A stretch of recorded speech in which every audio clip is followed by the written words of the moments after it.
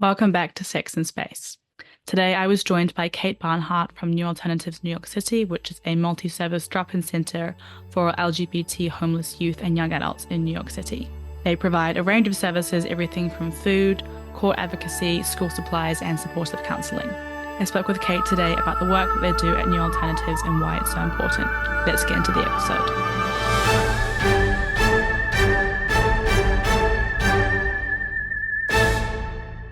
For anyone who's maybe kind of coming into this topic and is sort of unfamiliar with the territory, could you talk us through why LGBTQ plus youth are more at risk of being homeless than their non-LGBTQ plus peers? Sure. I mean, there's a couple reasons. The most sort of obvious is that because of homophobia and transphobia, some families, when they find out a young person is LGBTQ, just kick them out or become so abusive that the young person has to run away. So that's fairly common, not so much here in New York City, although we do get some of it, especially among the more religious communities. But in certain parts of the country that are more prone to voting Republican, they're definitely more likely to have that happen. And then what happens is that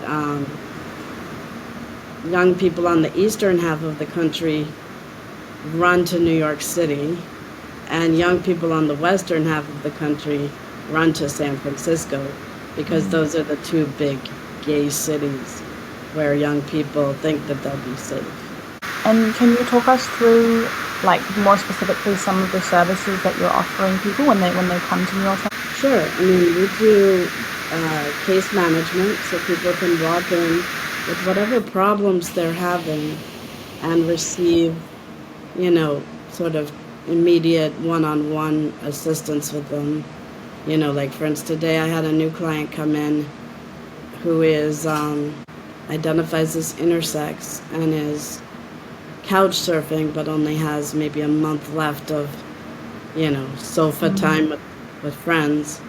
So, they need a place to go, but they also need a birth certificate and they need a social security card and to apply for disability benefits and etc. So, and so you have to sort of, look at somebody's pile of things, of issues, and sort of figure out like a plan.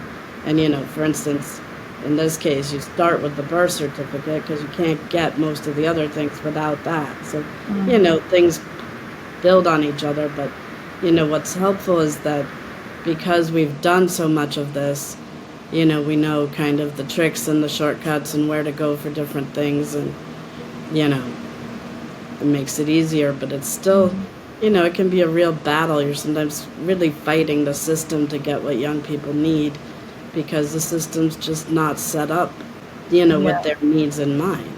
Yeah. And are there any projects or initiatives that you've done that you've noticed had a particularly strong impact?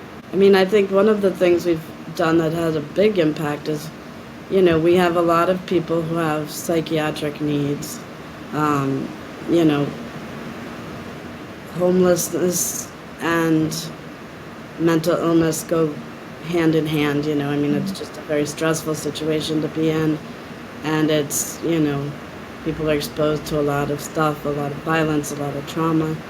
So there's the need for to address actual mental health issues, but then there's also almost every housing program requires a psych eval to get in.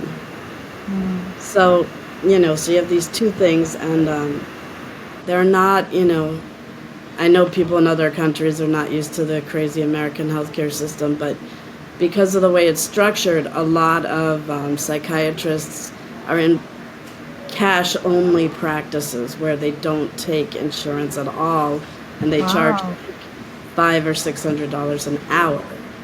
So obviously that's out of reach for me, never mind the clients.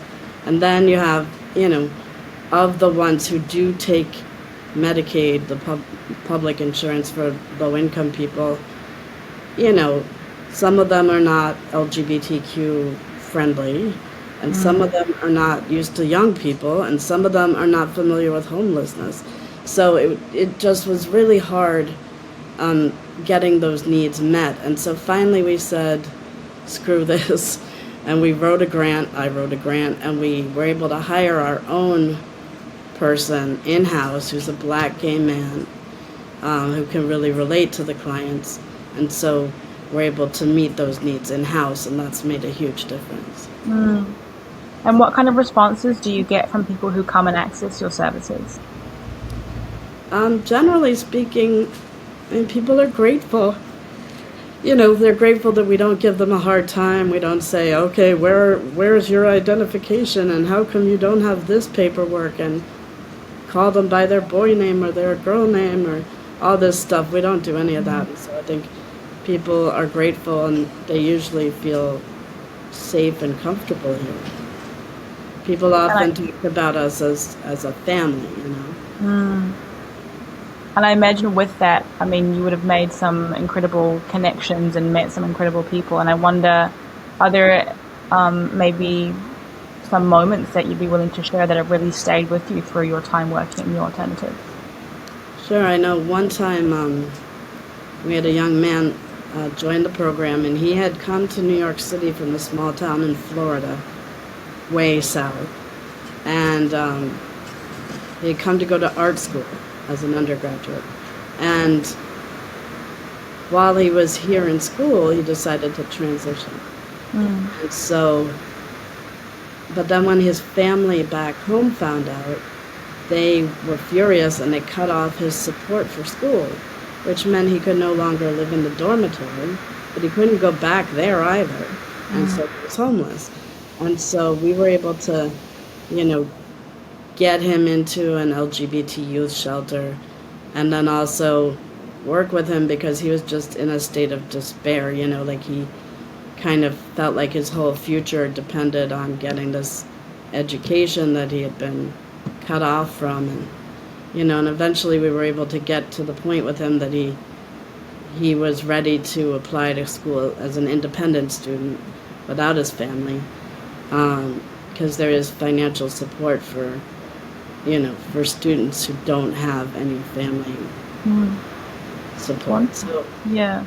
And he wound up applying to and going to the college I graduated from.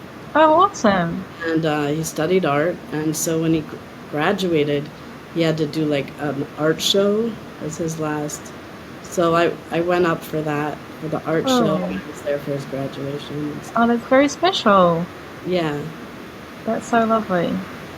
Yeah, so, you know, I mean, and there, you know, because I've been doing this a long time, I've worked at other LGBT youth programs before New Alternatives, so it's really been a long time. And because of that, I can see the adults that some of our young people have become. And it's very much like planting a bunch of seeds and then you gotta wait to get a tree, you know. So you stay in touch with a lot of people that you've I do. Yeah? And we have an alumni program, so clients who, you know, are older now can participate in that and still, you know, have a connection. And so do you get a lot of people who come in and volunteer for this work and working with New Alternatives? Yeah, we're very grassroots. We have a pretty small budget. I'm the only full-time staff member. And then we have about 6 or 7 part-time people, many of whom are actually former clients or folks who have experience of, all of them are people who have experience of homelessness. So, you know, because they're the ones who, you know, they make great security, for instance, because they know what's up before anybody else does because they did all these things when they were clients. You know what I mean? Yeah, they've got that level of experience.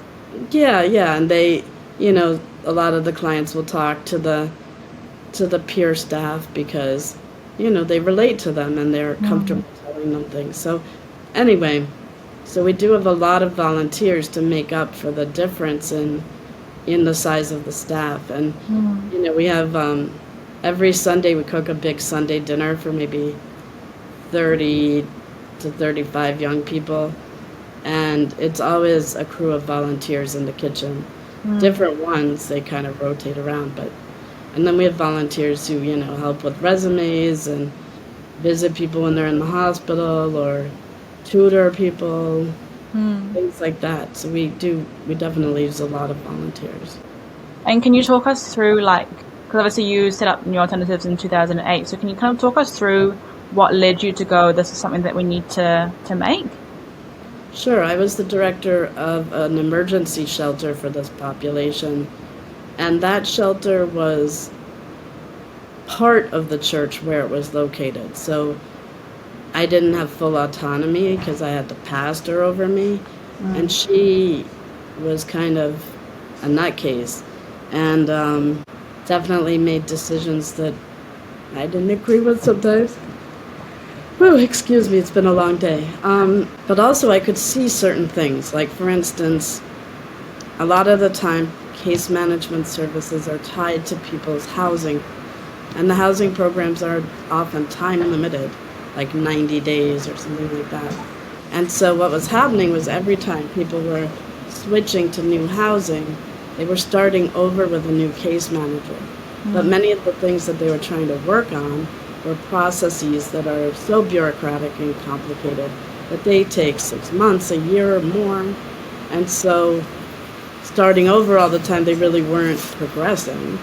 And so it was clear that there was a need for long-term consistent case management that would follow people through the whole process so that they get there. So that was a big thing. And through all your time working in New Alternatives, can you talk us through maybe some of your biggest learnings that you've taken? It's like your patience is a muscle, and you're continually exercising it, getting stronger and stronger, because sometimes people will be on your last nerve. You'll be like, I did so much work to get you the appointment, it was the only appointment, and now you didn't go, and things like that can be frustrating. I mean, there are usually reasons, it's hard for people to keep track of time if they're on the street, they don't have a phone, etc. But, and also sometimes, clients will test you with their behavior and their attitude or whatever, and you just have to be willing or able to sit with that, and not lose your mind. And what have you found to be one of the most rewarding things? Because I imagine there's many working in this space. I like puzzles, so it's very much like, solving these problems that our young people are facing is very much like solving puzzles, like untying knots. I think of my dad used to go to the house he grew up in Massachusetts once a year to clear the paths in the forest for hiking, because trees would fall and whatnot during the winter. And I think of it like that, like I'm hacking through the forest to clear a path so that young people can get where they're going. And to anyone who's listening and wanting to support the work that you're doing, how can they go about doing that?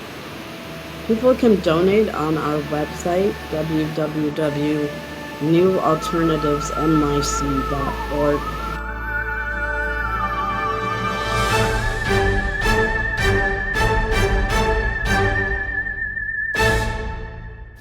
We really hope you enjoyed today's episode.